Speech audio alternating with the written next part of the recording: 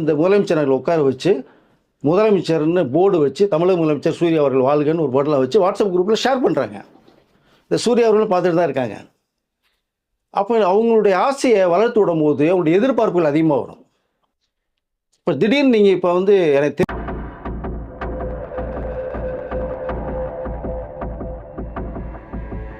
இருந்தாருன்னா கண்டிப்பாக தமிழக வெற்றி களத்தில் ஒரு இடம் கண்டிப்பாக இருந்திருக்கும், மாற்று கருத்தே இல்லை. அது அவருக்கு வேண்டிய ஒரு ஸ்பேஸ் இருந்தது.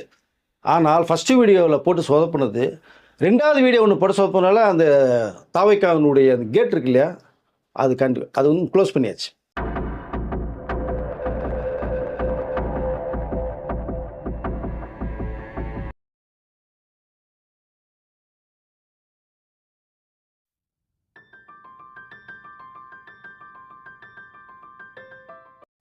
மூத்த பத்திரிகையாளர் வெங்கடேஸ்வர் நம்மள நினைச்சிருக்காரு. வணக்கம் சார். வணக்கம் சார். சூர்யா அவர்கள் வந்து பார்த்தீங்கன்னா அரசியலுக்கு வரப்போறாரு அப்படிங்கிற மாதிரி நியூஸ் வந்திருக்கு. அடுத்ததாக இன்னொருத்தர் இருக்காரு, அவர் எந்த கட்சியில் சேர போறான்னு தெரியல, அவர் பேர் லாரன்ஸ்ன்றாங்க. உங்களுக்கு நியூஸ் கிடைச்சிருக்குன்னு சொன்னீங்க, என்ன நியூஸ் சார்? நானும் பார்த்தேன், சூர்யாவுடைய நிர்வாகிகள் போட்ட ஒரு கலவரத்தை பார்த்தேன். நானும் அது பேசலாத. சூர்யா அவர்கள் வந்து வரதை பற்றி ஒன்றும் பிரச்சனை இல்லை, வரட்டும், அரசியலுக்கு 6 வேணாலும் வரலாங்கிறது தான். ஆனால் அவர் அரசியல் வரதுக்கு முன்னாடி கொஞ்சம் அப்படியே திரும்பி பார்க்கணும். நம்மளுடைய இப்போ தமிழக முதலமைச்சர் விஜய் அவர்கள் வந்து நீங்கள் ஈஸியாக முதலமைச்சராக உட்காந்துட்டாருன்னு சொல்லி மற்றவர்கள் நினைக்கிறாங்க. ஆனால் அதுக்குள்ளே எவ்வளோ அசிங்கங்களையும் அவமானங்களையும் அடிகளையும் வலிகளையும் தாண்டி வந்தாருங்கிறதா முக்கியமான ஒரு விஷயம். இவர் நேற்று இன்னைக்கு அந்த மைண்டில் செட் பண்ணி வரல அரசியலுக்கு. சில பேர் 2024 தான் கட்சி ஆரம்பித்தார், வந்து உட்காண்ட 2 வருஷம்ன்றாங்க. பேஸ் கட்சி ஆரம்பிச்சு 2024, அதுக்கு அடித்தளம் போட்டார் பார்த்தீங்களா, மைண்டில் ஓடும் இல்லையா, மனசுக்குள்ளே வரும் இல்லையா, அது வந்து இது கிட்டத்தட்ட ஒரு 15 வருடங்களுக்கு முன்பாகவே வந்தது. அவர் 33 வருடங்களாக மக்கள் உட்கார வச்சுருக்காங்க. மீண்டும் 33 வருடங்கள் மக்களுக்கு நன்றி கடன் செலுத்தணும், நான் என்னுடைய மீதி வாழ்க்கையை மக்களுக்காகன்னு சொல்லிட்டு தான் உள்ளே வர்றார். அப்போது கிட்டத்தட்ட ஒரு 15-20 வருடங்களாக ஒரு மனசுக்குள்ள ஆழமாக வந்து இருந்த ஒரு விஷயம். அதை எஸ்ஏசி அவர்கள் அப்படியே தண்ணி ஊற்றி உரம் போட்டு வளர்த்து விட்டே வந்தார். அதை பட் படங்கள் மூலம் நிறைய விஷயங்கள் சொல்ல வந்தார். ஒரு பீரில் கமர்ஷியலில் அந்த ஸ்டாண்ட் பையை பண்ணணும்னு பண்ணார். இது மனசுக்குள்ளே வந்தோடனே கொஞ்சம் கதைக்களத்தையே மாற்றி எப்படி நம்ம மக்கள் தலைவர் எம்ஜிஆர் அவர்கள் வந்து கதைக்களத்தை மாற்றி ஒரு சீரியல் பண்ணாங்களோ அது மாதிரி விஜய் அவர்களும் மாற்றுறாங்க. அப்படியே வர்றாங்க, நிறைய பிரச்சனைகள் வருது. தலைவான்னு ஒரு படம் பண்ணுறாங்க, டைம் டு லீட், அதான் கேப்ஷன் வச்சாங்க. எந்த அளவுக்கு பெரிய இஷ்யூ ஆச்சுங்கிறது உங்களுக்கு எல்லாருக்குமே தெரியும். விஜய் அவர்களை படாத பாடுபடுத்தினாங்க, அவ்வளோ வழிகளை கொடுத்தாங்க. தூக்கம் இல்லை, சாப்பாடு இல்லை, அடுத்த படம் பண்ண முடியல அவர்னால. இந்த படமே ரிலீஸ் ஆகுமா ஆகாதங்கிற சூழ்நிலைக்கு தள்ளப்பட்டுச்சு. அந்த ப்ரொடியூசர் ஹார்ட் அட்டாக்ல போய் ஹாஸ்பிட்டலில் படுத்துட்டார். கிட்ட 5 கோடி ரூபாய்க்கு மேலே விஜய் அவர் வேணான்னு சொல்லப்பட்ட விஷயம் அன்றைக்கி இருக்குது, 2013.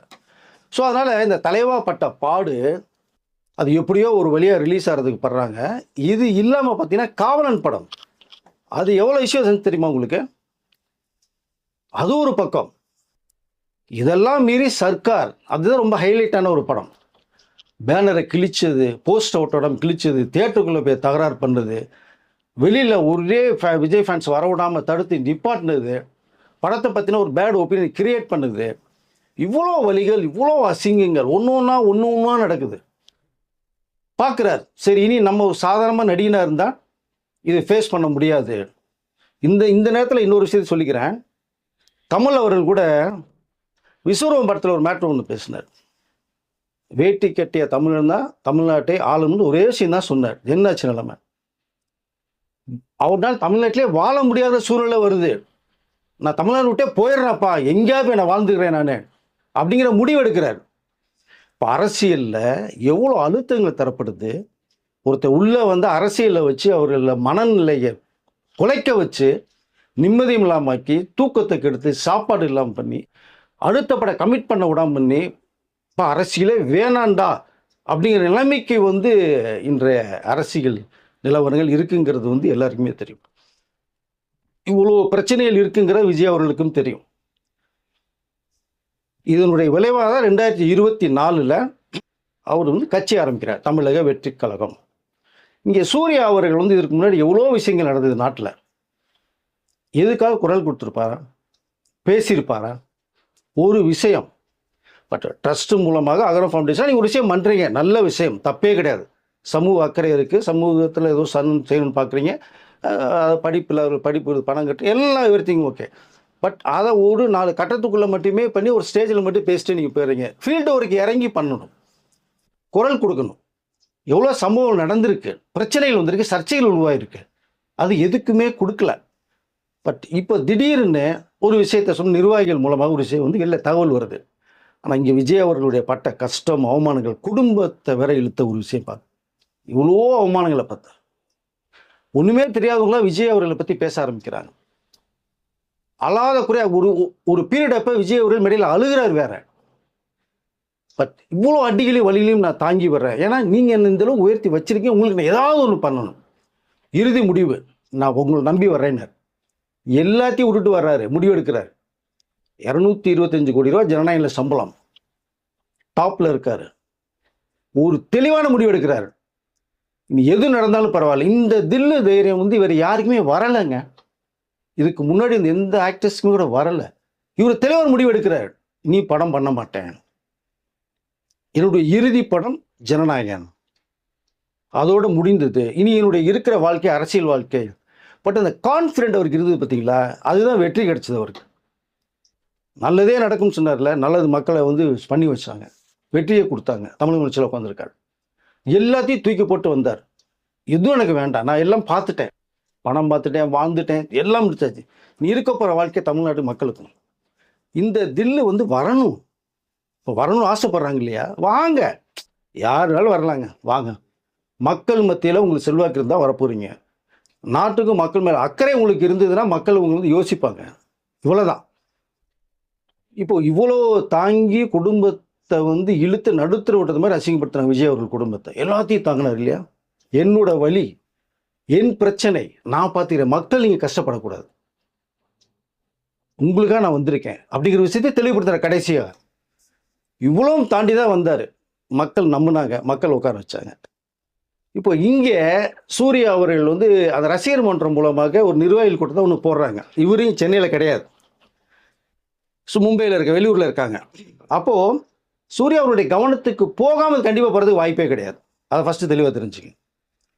நிர்வாகிகள் போடுறீங்க, எல்லாம் ஓகே, உங்கள் நாலேஜுக்கு போயிருக்கும், ஓகே நீங்கள் போடுங்க பார்த்துக்கலான்றீங்க. நிர்வாகிகள் வந்து அங்கே வந்து அவர்களுடைய சார்பாக ஒரு அதாவது சூர்யா அவர்கள் அரசியல் வர, மக்கள் தலைவனாக வரப்போகிறார், மக்கள் ஏற்றுக்கொள்வார்னு ஒரு விஷயத்தை நிறைய பேசுகிறீங்க, ஓகே.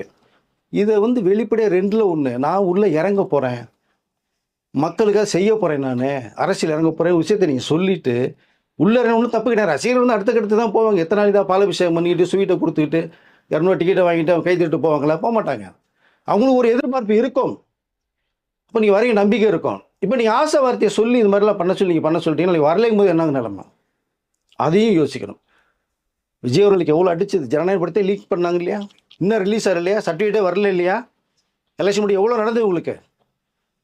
ஜனவரி 9 ரிலீஸ் ஆக வேண்டியதுங்க, சென்சார் சர்டிஃபிகேட் வரலங்க, டிஸ்ட்ரிபியூட் வாங்கணும், எல்லாம் கேவிஎன்எம் போய் போகிறாங்க. விஜய் ஒரு டென்ஷன், பட்டமே ரிலீஸ் ஆக முடியல. இது வரைக்கும் ரிலீஸ் ஆகல. தமிழ் முதலமைச்சர் ஆகிட்டாருங்க, 50 நாள் மேலே ஆச்சு, படம் ரிலீஸ் ஆகல, எப்போ ஆகும்னு தெரியல.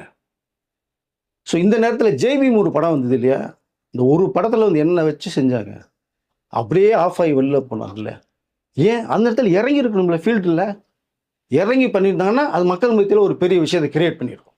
ஓகே, அவருடைய படத்துக்காக மட்டும் இல்லை, மக்களுக்காக குரல் கொடுக்க வராங்க. ஏன்னா அதில் ஒரு நல்ல கருத்து உள்ள படம் வேறு. நீ இறங்கி ஃபீல்டு ஒர்க் பண்ணியிருந்தா சிறப்பாக இருந்திருக்கும். ஓடிடியில் ரிலீஸ் ஆச்சு, படம் சூப்பர் ஹிட் ஆச்சு, ஓடிடியில், தியேட்டரில் வரல. பட் நீங்கள் ஒரு விஷயம் போதே ஆஃப் ஆகி போகிறது வந்து இங்கே சரி வராது. ஸோ இவர் வந்தது மாதிரி நீங்கள் வரணும். பட் இங்கே நிர்வாகிகள் மத்தியில் போட்டு டக்குன்னு வந்து அவர்களை வந்து கொஞ்சம் தெரியாத அளவுக்கு என்ன பண்ணிட்டாங்கன்னு சொல்லி ஒரு விஷயத்தை நீங்கள் மூலி, அதாவது என்ன சொன்ன மலிப்பி பேசி ஒரு விஷயத்தை முடிக்கிற மாதிரி தகவல் போகுது, அது வேண்டாம். இப்போ அவர்களுக்கு என்ன தோணும், உங்கள் நாலேஜ் கொண்டு வந்ததுக்கு பிரதான் பண்ணுறீங்க மாதிரி வரும். அப்போ நீ இப்படி சொல்லும் போது அப்படியே ஆஃப் ஆவாங்க. ஆனால் இங்கே இன்னொரு விஷயத்தையும் சொல்லிக்கிறேன் நான். சூர்யாவுடைய ரசிகர்கள் மன்றம் இருக்கு இல்லையா, டோட்டலாக தமிழ்நாடு பூரா அகில இந்திய சூர்யா ரசிகர் தலைமன்ற சார்பாக பார்த்தீங்கன்னா அவங்களுக்கு ஒரு வாட்ஸ்அப் குரூப் இருக்குது. அந்த குரூப்பில் சூர்யா அவர்களும் இருக்காங்க. இப்போ அவர்கள் வந்து சூர்யா அவர்களே தலைமைச் செயலகத்துக்கு முன்னாடி அந்த முதலமைச்சர்கள் உட்கார வச்சு, முதலமைச்சர்னு போர்டு வச்சு, தமிழக முதலமைச்சர் சூர்யா அவர்கள் வாழ்கன்னு ஒரு போர்டெலாம் வச்சு வாட்ஸ்அப் குரூப்பில் ஷேர் பண்ணுறாங்க. இந்த சூர்யா அவர்களும் பார்த்துட்டு தான் இருக்காங்க. அப்போ அவங்களுடைய ஆசையை வளர்த்து விடும் போது அவங்களுடைய எதிர்பார்ப்புகள் அதிகமாக வரும். இப்போ திடீர்னு நீங்கள் இப்போ வந்து எனக்கு தெரியாமல் நடந்தது மாதிரி ஒரு விஷயத்த சொல்கிறது மாதிரி உங்களுக்கு வருது, தகவல் வருது, அது வேண்டாம். வரணும், வாங்க, வெல்கம். தமிழக மக்கள் இந்த அளவுக்கு உங்களுக்கு வரவேற்பு பண்ணாத பாருங்கள். ஒன்றும் இல்லை, இப்போட குறைஞ்சி போகல. வாட்ஸ்அப் குரூப்பில் இருக்கார், அவர் ரசிகர்கள் போகிறத பார்க்குறாரு, ஒன்றும் சொல்லலை. தமிழக முதலமைச்சர் சூர்யா அவர்கள் அப்படின்னு போடுறாங்க. இப்போ இடைத்தேர்தல் வரப்போகுது, வாங்க, உடனே கட்சி ஆரம்பிங்க, நிற்கலாம். இல்லையா சுயேட்சைன்னு பாருங்கள். உங்கள் ரசிகர்கள், உங்களுடைய மக்கள் பார்த்து தெரிஞ்சிங்கன்னா ஒரு அடித்தளம் போடலாம். நீங்கள் இவ்வளோ எனக்கு இருக்குது, பெர்சன்டேஜ் இருக்குது, வாக்குகள் இருக்குன்னா அடுத்த கட்சி கூட நீங்கள் ஆரம்பிக்கலாம், தவறு இல்லை. அதை தான் சொல்லிக்கலாம். ரசிகர்களை மொத்தம் வரேன்னு சொல்லி வராமல் ஏமாத்திடக்கூடாது, அது ரொம்ப நொந்து போயிடுவாங்க.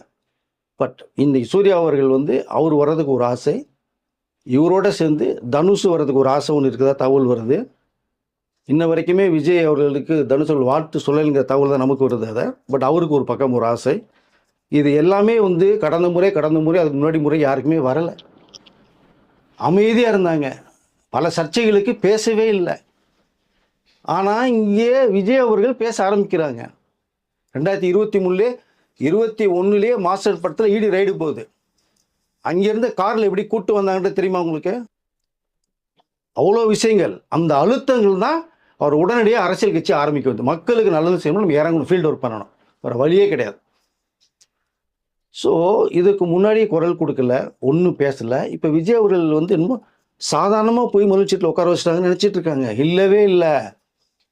முதல்வன் படத்தில் ரகுவரன் சொல்லுவார், முதலமைச்சருங்கிறது வந்து ராஜ கிரீடின்னு பார்த்தீங்களா, அது முள் கிரீடம், தலையில் குத்தும், உட்காந்தா குத்தும், வந்தால் தான் தெரியும்னு சொன்னால் அதுதான் உண்மை. ஆக்சுவலாக பார்க்குறத ஒரு அழகான சீட்டு, டேபிள், உட்காரும் போது நகர தலைவர், இவ்வளோ விஷயங்கள் இருக்கும். அதெல்லாம் தாண்டி தமிழ்நாட்டுக்கு நல்லது பண்ணணும், தமிழ்நாட்டு மக்களுக்கு நல்லது செய்யணும். அதை விஜய் அவர்கள் இந்த ஒரு 50 நாள் ஆச்சு, இன்னையோட 51வது நாள். 50 நாள் சிறப்பாக செயல்பட்டுருக்கு, 51ஆம் நாள். ஸோ 100ஆம் நாள் விழாவும் சிறப்பாக இருக்கும்னு தான் நினைக்கிறேன். நான் 5 வருடங்கள் தொடர்ந்து பண்ணுறதுக்கான ஆதரவுகளை எல்லா கட்சியும் ஆதரவு கொடுத்த எல்லாருமே சொல்லிட்டாங்க, சிறப்பாக போகுது, 5 வருஷம் கண்ணை முடிட்டு சாலிடாக போகும், உங்களோட ஆதரவு இருக்குது அப்படின்னு. ஸோ இவ்வளோ விஷயங்கள் இருக்கும்போது கொஞ்சம் யோசித்து வரணும்னா வாங்க, வெளிப்படையாக சொல்லிட்டு உள்ளுக்குள்ளே ஃபீல்டு ஒர்க் இறங்கி நீங்கள் வாங்க. ஆனால் இவர் வந்து உட்காந்துட்டேன்றதுக்காக நீங்கள் ஆசைப்பட்டு வந்தீங்க அப்படின்னா இங்கே மிகப்பெரிய ஒரு ஆழம் அரசியல், சாதாரண விஷயம் கிடையாது. எவ்வளோ விஷயங்களை தாண்டி வந்திருக்கான்ற அழுத்தங்கள் அவருக்கு தான் தெரியும். கூட இருந்த நமக்கு பத்திரிகையாளர் முறையில் எல்லா விஷயங்களும் தெரியும், அவருக்கும் தெரியும். அதனால் அது கொஞ்சம் எப்படிங்கிறத ரசிகர்களுடைய ஆசையை மாவளி தூண்டி விட்டு ஆஃப் ஆகிடாதீங்க, வரணுன்னா வந்துருங்க. ஆனால் இங்கே எனக்கு என்ன ஒன்று தோணுதுன்னா, திடீர்னு இப்படி வரும்போது சூர்யா அவர்களுக்கு பின்புறமாக யாரோ ஒரு அழுத்தம் தரப்பட்டு உள்ளே இறங்குங்க அப்படின்னு சொல்லப்படுதாங்கிறது ஒரு சந்தேகம் வருது. இது 2-3 ரசிகர்கள்ட்டே ஒரு மக்கள்கிட்ட கேட்கும்போது திடீர்னு ஏன் சூர்யா வர்றது மாதிரி சொல்கிறாங்க.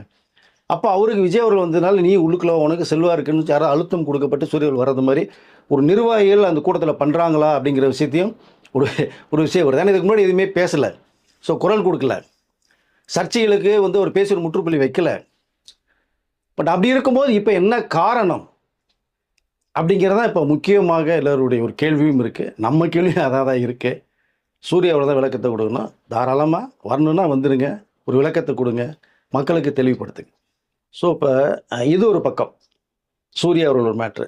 இன்னொரு பக்கம் ஒரு பெரிய வெடிகுண்ட தூக்கி அந்த மாதிரி நம்முடைய டான்ஸ் மாஸ்டர் வந்து லாரன்ஸ் மாஸ்டர். ஆனால் 2 முறை ஒரு வந்து வீடியோ விட்டாங்க. 3வது வீடியோவுக்கு ஏதாவது ஒன்று வரும் ரிசல்ட் நமக்கு அப்படின்னு பார்த்தா 3வது முறையும் வந்து 2 தடவை தோசையை திருப்பி போட்டாங்க, 3வது தடவையும் தோசையை திருப்பி போட்டாங்க, தோசை கறியிருச்சு.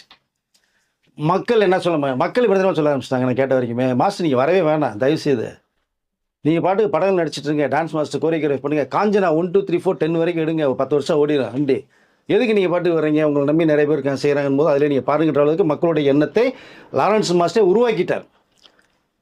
ஃபஸ்ட்டு வரும்போது ஒப்பீனியன் சொன்னாங்க, ஓகே, அது அந்த 15 நிமிஷம் வீடியோ வந்து நியாயமாக தெரிஞ்சது, ரைட் ஓகே வரப்போகிறேன்னு.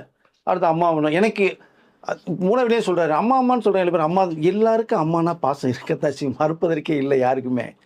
தாய்நாடுன்னு தான் சொல்கிறேன் எல்லாத்தையுமே, தந்தைன்னு சொல்கிறது இல்லை. அப்போது ஒரு விஷயம் தான், நீங்கள் 2வது வீடியோவில் சொல்லிட்டீங்க, நீ இப்போ அரசியலுக்கு போகணுன்னா போய்க்கப்பான்னு சொல்லிட்டான்னு சொல்லி முடிச்சிட்டாச்சு 2வது வீடியோவில் ரான்ஸ். இப்போ 3வது வீடியோ குழப்பத்தை ஏற்படுத்திருக்காங்க. இந்த பக்கம் ஒரு சைடு போகிறதா, இந்த பக்கம் ஒரு சைடு போகிறதா, இல்லை நேராக ஒரு பக்கம் ரூட்டு பொண்ணு போகிறா அதுக்குள்ளே போகிறதா, இல்லை இதெல்லாம் தாண்டி நம்ம பின்பக்கமாக போகிறதா அப்படிங்கிற அளவுக்கு ஒரு விஷயத்தை வந்து லாரன்ஸ் மாஸ்டர் மிகப்பெரிய குழப்பத்தை உருவாக்கி மீண்டும் ஒரு கேள்விக்குறியோடய முடிச்சிருக்கார். இப்போ எனக்கு தெரிந்த வரைக்குமே ஆரம்பத்தில் அவருக்கு வர்றதுக்கு வாய்ப்புகள் இருக்கும்போது நம்மளும் நிறைய விஷயங்கள் பேசியிருந்தோம். வந்திருந்தாருன்னா கண்டிப்பாக தமிழக வெற்றி கழகத்தில் ஒரு இடம் கண்டிப்பாக இருந்திருக்கும், மாற்று கருத்தே இல்லை. அது அவருக்கு வேண்டிய ஒரு ஸ்பேஸ் இருந்தது. ஆனால் ஃபஸ்ட்டு வீடியோவில் போட்டு சொதப்புனது, 2வது வீடியோ ஒன்று போட்டு சொதப்புனால அந்த தாவைக்காவினுடைய அந்த கேட் இருக்கு இல்லையா, அது வந்து க்ளோஸ் பண்ணியாச்சு. இனி லாரன்ஸ் மாஸ்டர் உள்ளே வரதுக்கு வாய்ப்புகள் இல்லைங்கிற தகவல் தான் எனக்கு வந்துச்சு நம்ம விசாரிக்கும் போது. இனி மாஸ்டருக்கு இங்கே வேலை இல்லைன்ட்டாங்க. இப்போ அவர் தாவைக்காவுக்கு போகிறதுக்கு வாய்ப்புகள் இல்லை, சுத்தமாக இல்லை. அது அந்த ஒரு நட்புனா நட்போட முடிஞ்சு போயிடுது. 2வது யார் பக்கம் போகிறாங்க, அது அவர் தான் பதில் சொல்லணும். அதுக்கு ஒரு விட சொல்லலை, இந்த பக்கம் போகிறா அந்த பக்கம் போவாரான்னு சொல்லி. 3வது வீடியோவிலையும் ஒரு தெளிவான விளக்கத்தை கொடுக்காம மீண்டும் வந்து சொதப்பலான ஒரு மேட்டரை பேசி, 2வது வீடியோவுக்கு போட்ட ஒரு சர்ச்சைக்குள்ள மேட்டரையும் வந்து அது விளக்கம் கொடுக்காம ட்விட்டு ஒன்று போட்டேன்னு சொல்லிட்டு 3வது வீடியோ யாரும் கேட்கவே இல்லை. இனி பார்க்க போனால் அதை மாதத்துக்கு ஒரு வீடியோ போட்டே இருப்பார் போலன்னு தெரியுது. மாஸ்டர் மேலே வந்து மிகப்பெரிய ஒரு நம்பிக்கை இருந்தது. நல்ல விஷயங்கள் நீ பண்ணிட்டீங்க, சோசியல் தாட்ஸ் இருக்குது, உதவிகள் பண்ணுறீங்க, அதன் மூலமாக நீங்கள் வந்தீங்கன்னா சிறப்பாக தான் இருக்கும். ஆனால் எனக்கு வந்து இது பதவிக்காக வரல, நான் அதுக்கு வரல இதுக்கு வரலன்னு சொல்கிறீங்க. எனக்கு நல்லது எது செய்யணுங்களோ அவங்களோட போவேன்னு சொல்கிறீங்க. அப்போ எதுன்றது உங்களுக்கு தெரியும் இல்லையா? இப்போ என்ன நடந்துட்டுன்னு தெரியும் நாட்டு மக்களுக்கு, உங்களுக்கும் தெரியும், மாஸ்டருக்கும் தெரியும். பட் அதனால் வந்து அவருடைய இந்த கதவுகள் மூடப்பட்டுச்சு. இன்னொரு கதவு வேணும் திறந்துருக்கு, அதுக்குள்ளே போகிறதுக்கு வாய்ப்பு இருக்குன்னு தான் நான் நினைக்கிறேன் சார். அதை பட் 3வது வீடியோவும் சொதப்பிட்டார். இனிமேல் 4வது வீடியோ போடாதீங்க, நீங்கள் ஒரு விளக்கத்தை கொடுங்க. அரசியலுக்கு வரல, ஏன்னா கட்சி ஆரம்பிக்கிறேன்னு சொல்லல, அவர் அரசியலுக்கு வரேன்னு சொல்லிட்டாரு. நீ கட்சி ஆரம்பித்தாலும் சந்தோஷம்தான், அது யாரோடய போய் நீங்கள் வந்து இணைஞ்சு கொள்ளலாம். இல்லைன்னா எனக்கு தெரிந்த வரைக்குமே அண்ணாமலை அவர்களோட போய் சேர்ந்த வாய்ப்புகள் இருக்கின்ற ஒரு தகவல் நமக்கு வருது. சந்தோஷம் தான், ஒன்றும் தப்பு இல்லை. நீ எங்கே போகணும்னு நினைக்கிறோம், நீங்கள் போய் சேர்ந்துட்டிங்கன்னா ஒரு மக்கள் ரசிகர்கள் இருக்காங்க, அது கொஞ்சம் உங்களை ஃபேவராக மாறும். திரும்ப திரும்ப போட்டுட்டு சொதப்பிட்டே இருந்தீங்கன்னா இருக்கிறது பூரா உங்க மேல இருக்கிற அந்த அதனுடைய அன்பு பாசம் நட்பு வந்து குறையுது. அவருக்கு இந்த கிரேஸ் குறைஞ்சிட்டே வருது. இந்த 3வது வீடியோவில் அப்படி தான் நினைக்கிறேன் சார். நான் இதை ஒரு முடிவு அவர் தான் எடுக்கணும், தெளிவான முடிவு. அதான் சார், இப்போ இவ்வளோ நாள் இவங்கெல்லாம் எங்கே போனாங்க, திடீர்னு இப்படி வர்றாங்க, இவங்களெல்லாம் பின்னாடி இருந்து யார் அனுப்புறது, அது நம்மளுக்கு ஒன்றுமே புரிய மாட்டேங்குது. அவங்களும் தெளிவாக சொல்ல மாட்டேன்றாங்க. அவர் வந்து நான் வந்து நல்லது செய்யணும்னு நினைக்கிறேன், எனக்கு கட்சி பதவியில் ஆசை இல்லைன்னா நீ ஏதாவது ஒரு கட்சியில் உறுப்பினராக ஆனாலே போதும். அடிப்படை உறுப்பினர் சேர்ந்து நீங்கள் இப்போ செய்கிற விஷயத்தை கட்சி சார்பாக செய்தாலும் இன்னும் உங்களுக்கு மனசுல ஆட்டோமேட்டிக்காக பதவிகள் தேடி வரப்போகுது இல்லையா? அதை வந்து சரி நீங்கள் ஃபஸ்ட்டு வீடியோ போகிறதுக்கு முன்னாடி சேர்ந்துருக்கலாம், யார்கிட்ட கேட்க வேண்டிய வாய்ப்பு இருந்தது. நான் நல்லது செய்ய வர்றேன், நீங்கள் ஆதரவு தரீங்களா, அது கேட்க வேண்டிய அவசியமே இல்லை. நல்லது செய்கிறன்றவங்க நீ எந்த கட்சியில சேர்ந்து ஜாயின் பண்ணிடலாம் கண்டிப்பாக. அப்போ வந்து இவர் வந்து வேறு ஏதோ ஒரு மைண்டில் இருக்குது அப்படிங்கிற மாதிரி தான் இருக்குது. மக்கள்கிட்ட வந்து நான் உங்களுக்கு நல்லது செய்யணும்னு நினைக்கிறேன், நான் வரவ வேணாம்னு எப்படி சார் கேட்க முடியும்? நான் உங்களுக்கு உதவி செய்யணும்னு நினைக்கிறேன், கேளுங்க, தப்பு இல்லைங்க, நல்ல விஷயம்தான். 2வது தடவையும் நீங்கள் கேட்டு 3வது தடவையும் அதே நீங்கள் பேசுனீங்க அப்படின்னா மக்கள் வெறுத்துட்டாங்க. அப்போ ஒரு டவுட் வரும், இவர் இந்த 2 கட்சியை பற்றி பேசியிருக்காரு, எனக்கு எந்த கட்சியில் இம்பார்ட்டன்ட் தராங்களோ அவங்களே கூப்பிட்டோம் அப்படிங்கிற மாதிரி 2 கட்சிக்கும் ஒரே நேரத்தில் ஒரு துண்டு போடுற மாதிரி தோணுது. அவர் பேச்சே அப்படி தான் இருக்குது. ஒரு ஸ்டாண்ட் எடுக்க மாட்டாரு, இந்த கட்சி எனக்கு பிடிச்சிருங்க, இதில் கரப்ஷன் கிடையாது, நான் இதில் சேர்ந்து நான் வந்து பயணம் பண்ணுறேன்னு நினைக்கிறேன், அந்த மாதிரி எதுவுமே அவர் பேசவே இல்லை. நாட்டு நடப்பு தெரியுது, எந்த அரசியல் இப்போ இருக்க நிலவரங்கள் எல்லாமே தெரியும் அவருக்கு.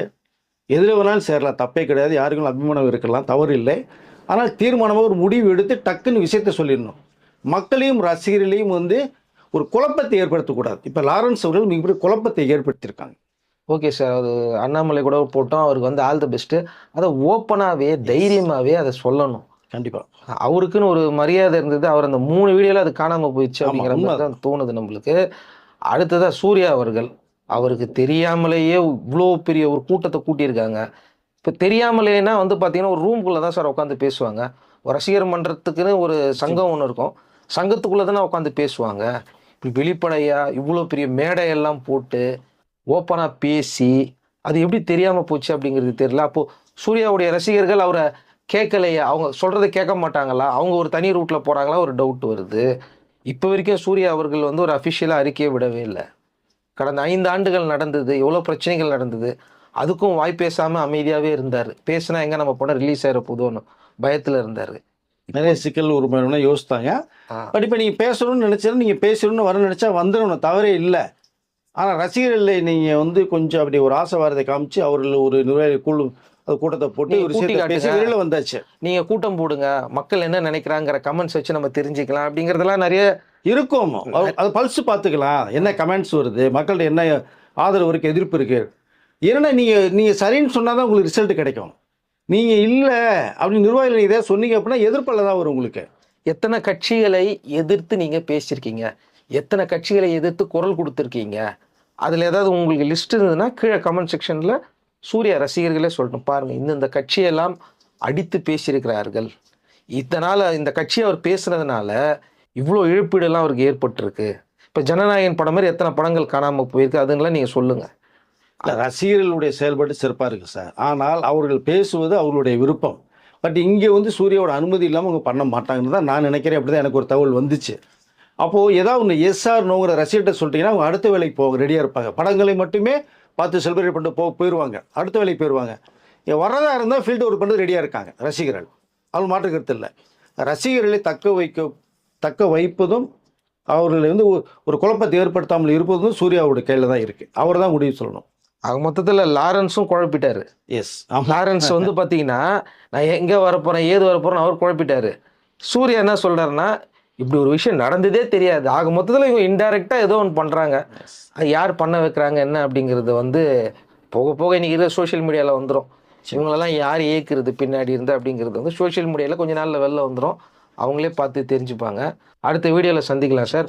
இப்போ நீங்களும் இந்த வீடியோ பார்த்துட்டு இருக்கிற நீங்கள் 2 பேரில் வந்து யார் வந்தால் என்ன மாதிரி ஃபீல் பண்ணுறீங்க, அதுனா டிவிக்கே வரும்போது மட்டும் இத்தனை பேர் வர்றீங்க லைனாக, இதுக்கு பின்னாடி என்னமா இருக்கும் அப்படிங்கிறத கமெண்ட் செக்ஷனில் அவங்களே கமெண்ட்ஸ் தெரிஞ்ச விஷயங்களை ஷேர் பண்ணி. தமிழக முதலமைச்சர் விஜய் அவர்கள் என்ன கஷ்டப்பட்டு என்ன இழப்புகளை இழந்து எவ்வளோ அசிங்கம் அவங்களை தாண்டி மக்களுக்கு நல்லது செய்யணும்னு சொல்லி இன்றைக்கி வந்து தமிழக முதலமைச்சர் உட்காந்துருக்காரு அப்படின்னா 50 நாளுக்கு செயல்பாடுகள் சிறப்பாக இருக்குன்னு பார்த்தீங்கன்னா அதர் ஸ்டேட்லேருந்து எனக்கு ஃபோன் வருது. சார் எல்லாம் பேசுகிறாங்க, சிறப்பான ஒரு ஆட்சி பண்ணிகிட்டு இருக்கிறதா சொல்கிறாங்க, ஊரில் ஒழிச்சிட்டாங்க, 75% ஒழிஞ்சு போச்சு, இப்போ வந்து கரெக்டாக போயிட்டுருக்கு, கரப்ஷன் இல்லை கமிஷன் இல்லை அப்படிங்கிற அளவுக்கு போயிட்டுருக்குங்கிற அளவு தான் பேசப்பட்டு இருக்காங்க. அண்டை மாநிலங்கள் பேச ஆரம்பிச்சிருக்காங்க. தமிழ்நாட்டில் மக்கள் பேசுகிறது ஒரு பக்கம், அரசியல் கட்சிகள் பேசுகிறது ஒரு பக்கம், அண்டை மாநிலத்தை சேர்ந்தவர்கள் பேச ஆரம்பிக்கிற போது இந்த அளவு சிறப்பாக இருக்கிறத பார்த்துக்கணும். பட் எல்லாமே விஜய் ஆயிட முடியுமா அப்படின்னா ஒரு கேள்விக்குறி. மக்கள் செல்வாக்கு இருந்தால் ஆகலாம், பட் அது நீங்கள் தான் முடிவு பண்ணணும். அடுத்த வீடியோவில் சந்திக்கலாம் சார். இதை பற்றி வேறு என்ன அப்டேட் கிடைக்குது அப்படிங்கிறத அடுத்த வீடியோவில் கண்டிப்பாக பேசுவோம். இவங்க 2 பேரும் அடுத்தது என்ன பண்ண போகிறாங்க, விஜய் அவர்களுக்கு எதிராகவா இல்லை பின்னாடி இருந்தால் என்ன பண்ண போகிறாங்கிறத அடுத்த வீடியோவில் பார்க்கலாம். நன்றி சார். நன்றி சார்.